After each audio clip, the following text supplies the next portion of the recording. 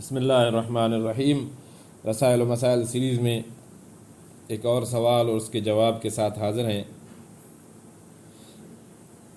آج کا جو سوال ہے اس کا ٹاپک ہے نواقض وضو کی تفصیل۔ سوال کرنے والا پوچھتا ہے، قرآن مجید سے معلوم ہوتا ہے کہ جب ہم نماز کی تیاری کریں تو ہمیں وضو کرنا چاہیے۔ اس کا مطلب یہ ہے کہ ہر نماز کے لیے اثر نو وضو کرنا ضروری ہے۔ نماز پڑھ لینے کے بعد وضو کی میعاد ختم ہو جاتی ہے اور دوسری نماز کے لیے بہرحال الگ وضو کرنا لازم ہے۔ پھر یہ سمجھ میں نہیں آ سکا کہ لوگ ایک وضو سے کئی نمازیں کیوں پڑھتے ہیں۔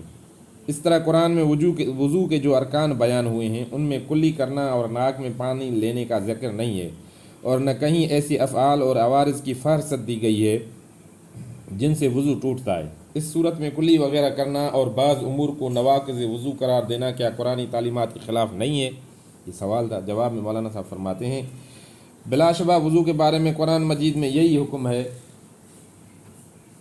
کہ جب نماز کے لیے اٹھو تو وضو کرو، مگر نبی کریم صلی اللہ علیہ وسلم نے ہمیں بتایا ہے کہ اس حکم کا منشا کیا ہے۔ اس طرح قرآن میں صرف منہ دھونے کا حکم ہے، مگر آن حضرت صلی اللہ علیہ وسلم نے ہمیں منہ دھونے کا صحیح طریقہ اور معنی بتائے کہ اس میں کلی کرنا اور ناک میں پانی دینا بھی شامل ہے۔ قرآن میں صرف سر کے مسح کا حکم ہے، مگر حضور صلی اللہ علیہ وسلم نے ہمیں بتایا کہ سر کے مسح میں کان کا مسح بھی شامل ہے۔ آپ صلی اللہ علیہ وسلم نے ہمیں یہ بھی بتایا کہ وضو شروع کرتے وقت پہلے ان ہاتھوں کو پاک کر لو جن سے تمہیں وضو کرنا ہے۔ یہ باتیں قرآن میں نہیں بتائی گئی ہیں۔ نبی کریم صلی اللہ علیہ وسلم نے حکم قرآن کی تشریح کر کے ہمیں یہ باتیں بتائی ہیں۔ قرآن کے ساتھ نبی صلی اللہ علیہ وسلم کے آنے کا مقصد یہی تھا کہ وہ کتاب کے منشا کو کھول کر ہمیں بتائے اور اس پر عمل کر کے بتائے۔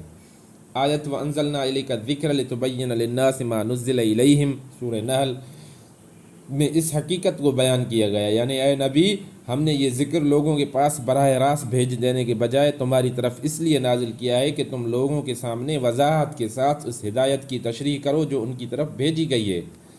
اس بات کو اگر آپ اچھی طرح سمجھ لیں تو آپ کو اپنے اس سوال کا جواب سمجھنے میں بھی کوئی زحمت پیش نہ آئے گی کہ ایک ہی وضو سے ایک سے زائد نمازیں پڑھنا کیوں جائز ہے۔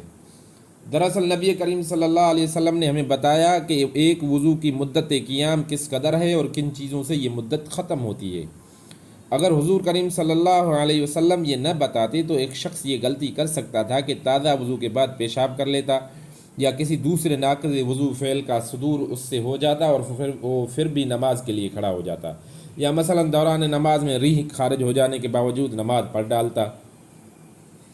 قرآن میں صرف یہ بتایا گیا ہے کہ نماز کے لیے باوضو ہونا ضروری ہے، یہ نہیں بتایا گیا ہے کہ وضو کب تک باقی رہتا ہے اور کن چیزوں سے ساکت ہو جاتا ہے۔ کوئی شخص بطور خود یہ نہیں سمجھ سکتا کہ ابھی جس شخص نے وضو کیا ہے ریح خارج ہونے سے اس کے وضو میں کیا قباحت واقع ہو جاتی ہے۔ اب جب کہ حضور صلی اللہ علیہ وسلم نے واضح طور پر یہ بتا دیا کہ وضو کو ساکت کرنے والے اسباب کیا ہیں، تو اس سے خود بخود یہ بات نکل آئی کہ جب تک ان اسباب میں سے کوئی سبب رونما نہ ہو وضو باقی رہے گا، خواہ اس پر کتنے ہی گھنٹے گزر جائیں، اور جب ان میں سے کوئی سبب رونما ہو جائے تو وضو باقی نہ رہے گا، خواہ آدمی نے ابھی تازہ وضو کیا ہو اور اس کے اعضاء بھی پوری طرح خشک نہ ہوئے ہوں۔ اگر ہم آپ کے اس استدلال کو مان لیں کہ قرآن میں چونکہ حکم ان الفاظ میں آیا ہے کہ جب تم نماز کے لیے اٹھو تو وضو کرو، اس لیے ہر نماز کے لیے تازہ وضو ضروری ہے، تو اس طرح کا استدلال کر کے ایک شخص یہ حکم لگا سکتا ہے کہ ہر مستطیع مسلمان کو از روئے قرآن ہر سال حج کرنا چاہیے، اور یہ بھی دعویٰ کر سکتا ہے کہ عمر بھر میں ایک دفعہ زکوٰۃ دے کر آدمی قرآن کا حکم پورا کر دیتا ہے۔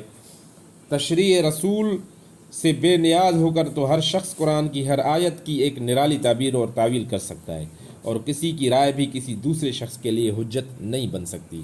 ترجمان القرآن، فروری